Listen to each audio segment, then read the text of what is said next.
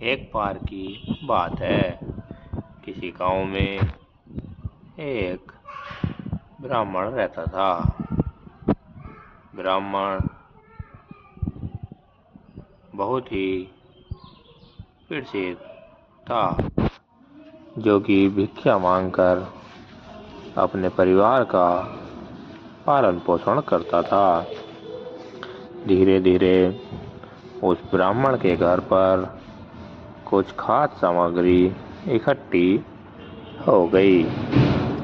اس کی پتنی نے کہا، ہمیں اپنے گھر کسی ودوان کو بلا کر بھوجن کروانا چاہیے۔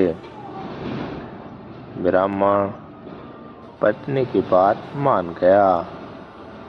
دونوں نے سوچا کہ اپنے راجیہ کے سب سے بدھیمان کون ہے جسے ہم کھانے پر بلا سکیں۔ براہمن کی پتنی کی نگاہ میں بیربل سے زیادہ بدھوان کوئی اور نہیں دکھ رہا تھا۔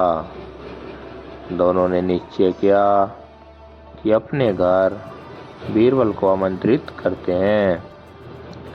براہمن بیربل کو آمنترت کرنے کے لیے چلا گیا، لیکن براہمن راستے میں سوچتا ہے کہ اگر ہم بیربل کے ساتھ اس کے اور ساتھی منتریوں کو بھی بلائیں گے تو وہ لوگ اس کی بڑائی اور پرشنسا کریں گے۔ لیکن براہمن نے اپنے گھر کی ویوستھا کو دھیان نہیں دیا۔ وہ بیربل کے ساتھ ان کے کئی منتریوں کو بھی بھوج پر آمنترت کر دیا۔ جب بیربل اور اس کے منتری براہمن کے گھر پر بھوج کے لیے آئے تو اس کا کھانا کم پڑ گیا۔ کچھ لوگوں کو آدھے پیٹ ہی بھوجن ملا۔ جب سونے کی ویوستھا کرنی تھی تو اس کے گھر میں چادر کی کمی ہو گئی۔ اس کی ویوستھا دیکھ بیربل نے براہمن کو اپنے پاس بلایا اور اسے سمجھاتے ہوئے کہا، جتنی چادر اتنے پیر پرسانا چاہیے۔ آپ کے گھر پر ادھک لوگوں کے کھانے پینے کی ویوستھا نہیں تھی تو آپ کسی ایک کو بلا سکتے تھے۔ آپ لوگوں کو دکھاوے کے چکر میں آ کر اپنی بے عزتی کروا لی۔ کہانی 2، سب سے عقل مند کون؟ ایک سمے کی بات ہے، بادشاہ اکبر کے سبھی منتری بیربل کو پردھان منتری پد سے ہٹانے کی مانگ کرنے لگے۔ ان کا کہنا تھا کہ تان سین بیربل سے بھی زیادہ بدھیمان ہے، انہیں پردھان منتری کا پد دیا جائے۔ بادشاہ اکبر اپنے سبھی منتریوں کی بات کو سویکارتے ہوئے کہا، میں سب سے پہلے دونوں کی پریکشا لینا چاہتا ہوں، جس کے لیے تم دونوں کو انگلینڈ کے راجا کے پاس جا کر اس خط کو دیکھ کر اس کا جواب لے کر آنا ہے۔ دونوں کو ایک سیل بند خط دیا گیا۔